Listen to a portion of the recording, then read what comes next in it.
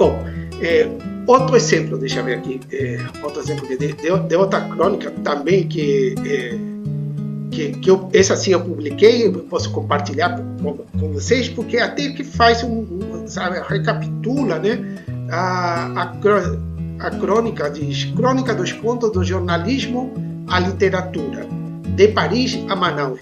E aí vou falando de como sobre essa parte histórica da crônica e de como depois chega no Rio de Janeiro, principalmente, e como chega a Manaus. Né? Esse é um texto mais mostrando a questão especificamente da crônica. E tem outro texto que eu publiquei, tradução de estudo de duas crônicas de José Aldemir de Oliveira. Né? Também são duas crônicas, mas de viagens que ele fez, que o José Aldemir fez para a Europa, e foi escrevendo crônica da cidade por onde passava. Tem de Portugal, tem da Espanha. Eu fiz a tradução de duas, tem outras também no livro, e que falam de Madrid, Salamanca e a segunda é Barcelona. Né? E é interessante também isso, que é um olhar de um estrangeiro chegando na Espanha. Buenos Aires está relativamente perto, se comparado com a Espanha, né? Com Madrid, Salamanca e Barcelona. E também é interessante como ele vai mostrando e o que ele vai mostrando e como a gente vai traduzir. E a mesma coisa, tem que tomar esse cuidado, porque inicialmente a crônica é de uma cidade estrangeira em que escreve para um público que a maioria não deve conhecer essa cidade. Então vai falar da rua, do lugar, até ponto turístico, mas como é que você vai falar isso se é para alguém que não é de lá, que não conhece, que é exatamente o oposto do que em princípio é a crônica, porque a crônica é para alguém que conhece, que mora na cidade. Né? Se você não conhece a cidade, não vai entender muita coisa. Mas aqui faz esse jogo de inverte os papéis. Então é um estrangeiro falando de uma cidade lá da Europa para um público que eu lê, que eu conhece. Então ele usa, a gente tem que identificar quais são essas estratégias que o cronista utiliza para trazer essa crônica, né, numa linguagem para o seu público, que sempre é assim, toda a crônica é assim, só que está trazendo de um lugar que outro, que o leitor não conhece. Então, o desafio de traduzir essa crônica, que não deixa de ser uma tradução também, né?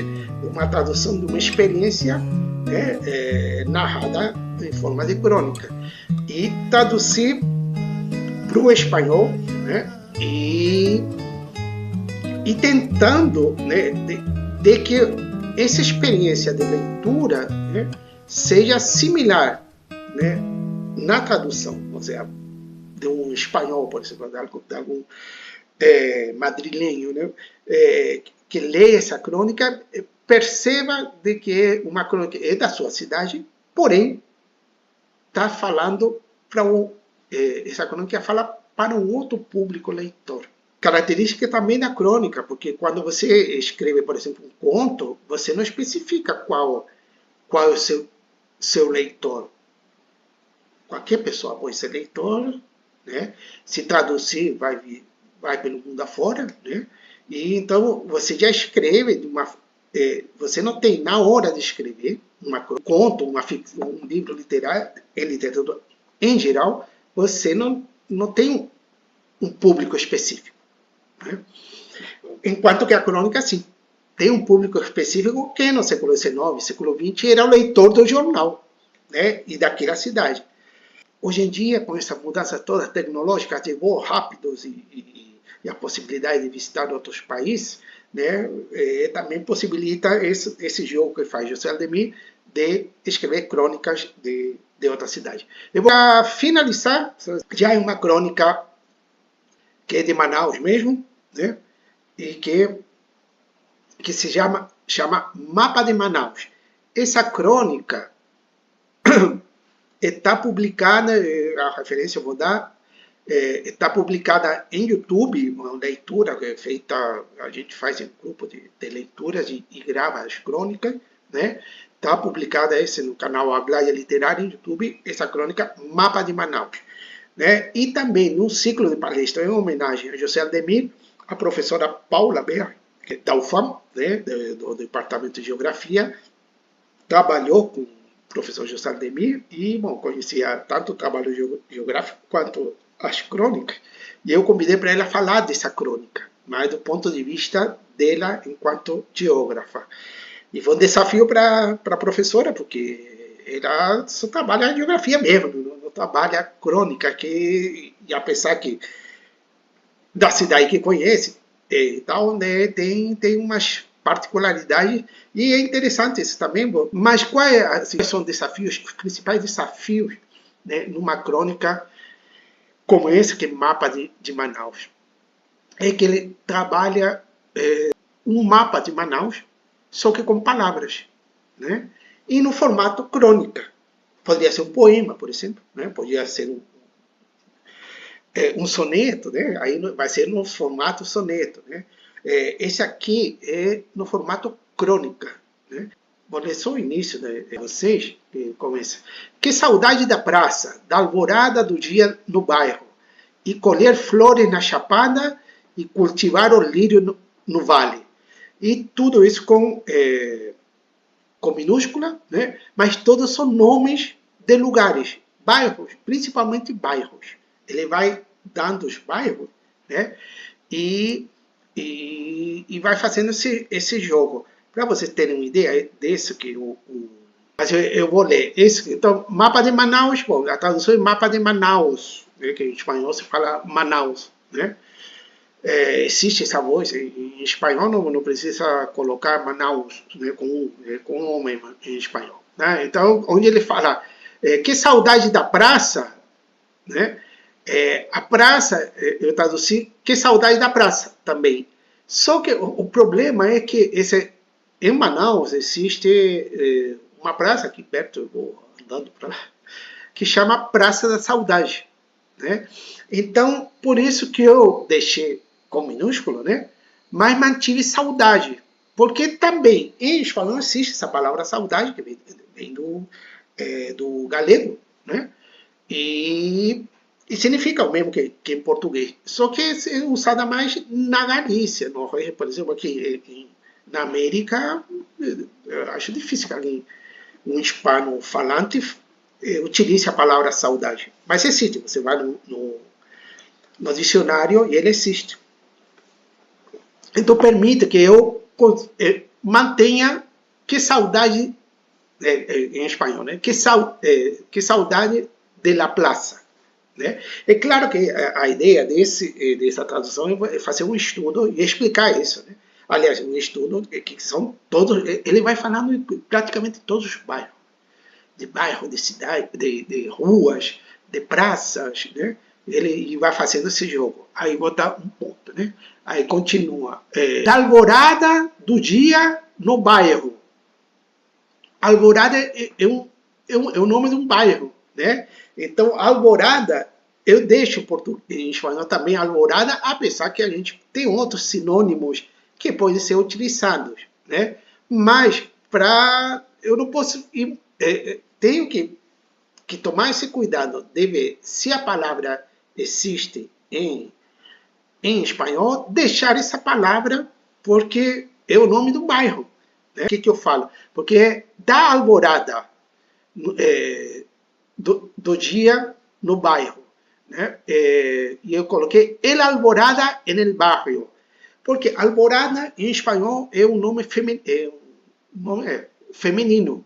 Mas se eu botar la alvorada, vai fazer referência ao amanhecer, ao alba. Alvorada vem de alba. Então, se eu deixasse la alvorada, ia estar a concordância, né? Porque alvorada, o que significa? É feminino. Então, tem que ser artigo em espanhol, la. Só que ele não está falando da alvorada, do momento do dia. Ele está falando do bairro. Então, por isso que eu deixo El Alvorada en el barrio.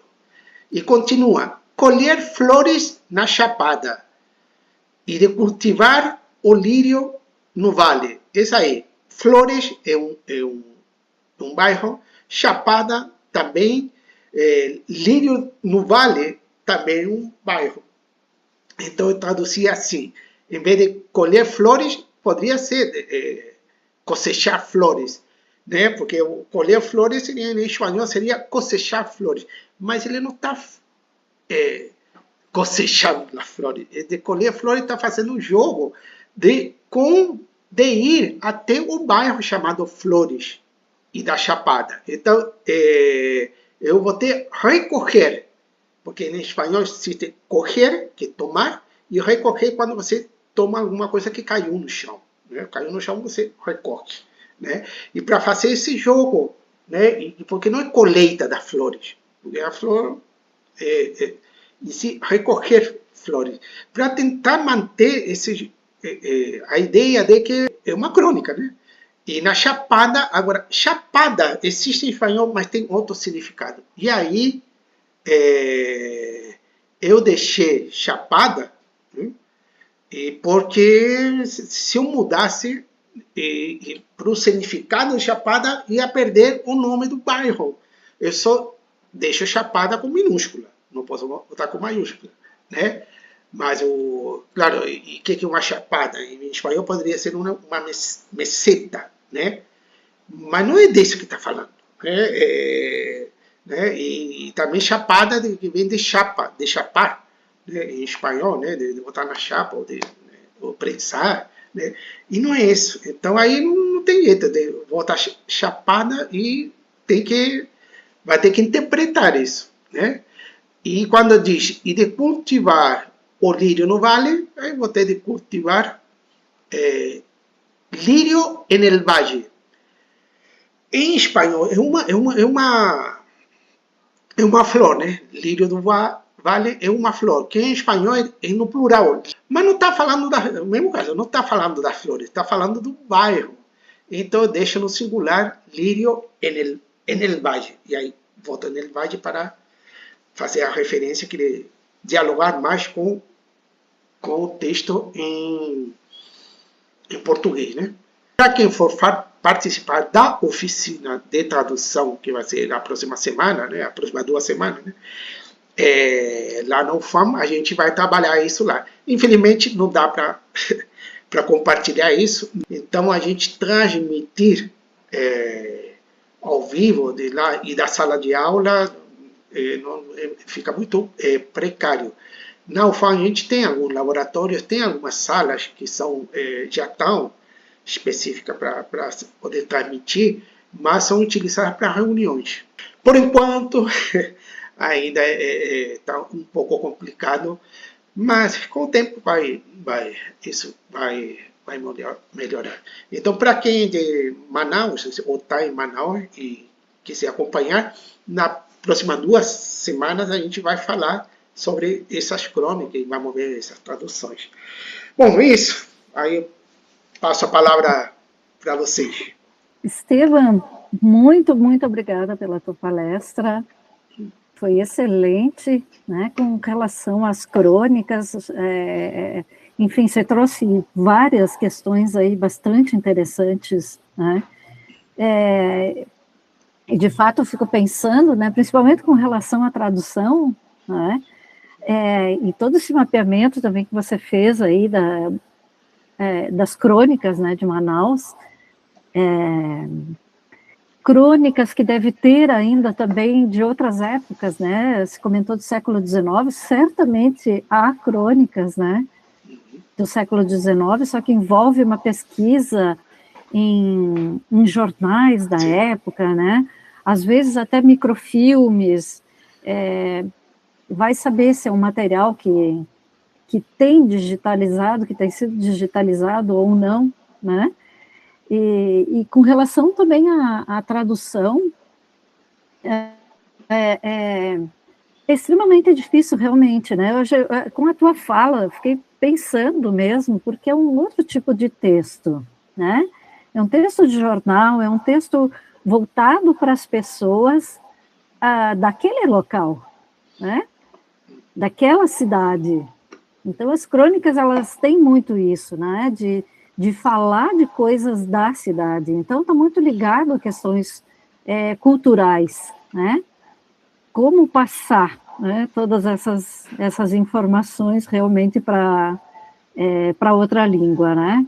É algo bastante difícil, né? A Adriana Rodrigues, ela perguntou se nas crônicas usa-se notas de rodapé, né? Como você tem feito? Você chega a usar alguma nota de rodapé, Esteban? Bom, tem uma... São duas coisas ali, né? Uma, se na crônica tem nota de rodapé, é muito raro, né? Não é, porque já é um texto, principalmente como nasce jornalístico, né? Não é, o texto é aquele mesmo. Agora, então, em princípio, não tem nota de rodapé. É a mesma coisa, por exemplo, no ensaio, né? O ensaio literário, que também não era para ter nota de rodapé, né? Mas deve ter ensaísta que acabam botando depois, né? Acabam botando, utilizando algumas poucas notas de rodapé, né? Porque a ideia do ensaio também é mostrar um estudo, né, específico, só que numa linguagem mais acessível, né? Então você ia botar nota de rodapé vai assustar as pessoas. Mas eu já vi ensaio com nota de rodapé. E no teu caso, com relação à tradução, assim, Isso. você vê a necessidade ali também de colocar, porque daí eu acho que tem coisas que são realmente mais difíceis, né, de explicar, né? No caso de tradução de crônicas, tem que... bom, o que eu faço é sempre... a minha ideia é traduzir, publicar, que foi o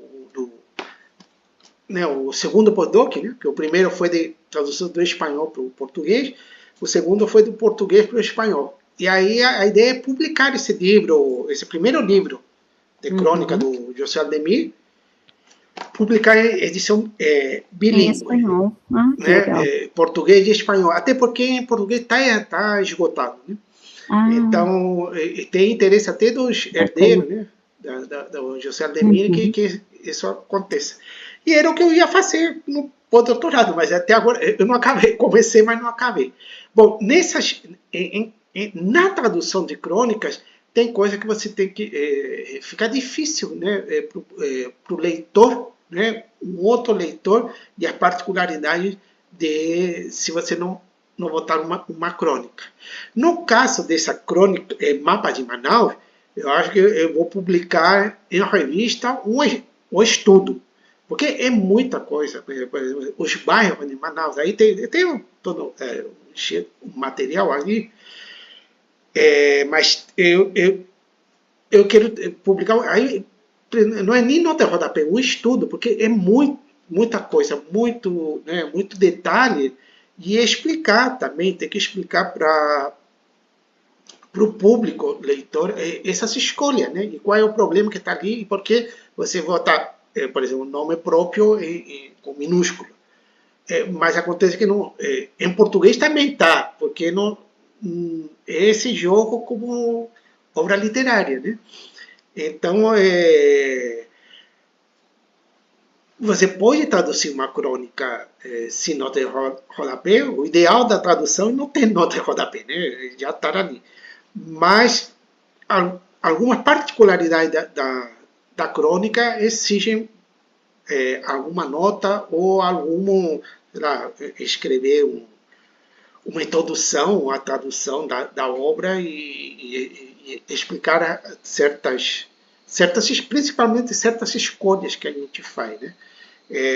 Então, essa é a diferença da tradução de crônica para uma tradução do conto. Se fosse um conto, você não pode ter nota de rodapé. Mas aí, traduzir um conto com nota de rodapé, não. Ou que a Mara sabe disso. Às vezes tem algumas coisas que você não consegue traduzir mesmo, né? Aí você volta na introdução, você chama atenção para... Mas assim, é específico, uma palavra, um momento. Né? Isso aí você explica aquela questão. Agora você não pode. Nota de rodapé supõe que pode ter várias a cada página. Aí perde essa. Aí a leitura da crônica não vai ser uma leitura de uma crônica, porque o leitor vai perder essa proximidade que a crônica dá. Né? Você, qualquer um, mesmo que nunca tenha feito tradução, vai ler uma crônica e você vai ver que você se sente próximo, que o cronista está falando com a gente, ele está falando com a gente, até em vários momentos, talvez se fala mesmo, volta por escrito assim, falando, caro leitor, faz referência que um leitor, e esse leitor está próximo, é quase uma conversação, né? Então, se você começar a botar nota de rodapé, você vai perder essa característica que é da crônica, né? E da experiência de ler uma crônica. Esteban, eu estava aqui pensando também, né? Porque a crônica, diferente de uma obra, a obra ela tem um alcance, uma obra literária, contos, me parecem, eles têm um alcance muito maior, né? Esse público ele é muito mais amplo. Não que não seja tão amplo o público das crônicas do jornal, mas eu acho que no jornal ele tem esse público mais diretamente envolvido, né? Ele é um público cativo que lê jornal, né? O leitor dessas crônicas é um leitor de jornal, né? Então, tem muitas coisas que eu vejo assim que nas crônicas elas ficam também meio que subentendido às vezes, né? Nas entrelinhas, porque às vezes quando eles vão falar de coisas da cidade, né?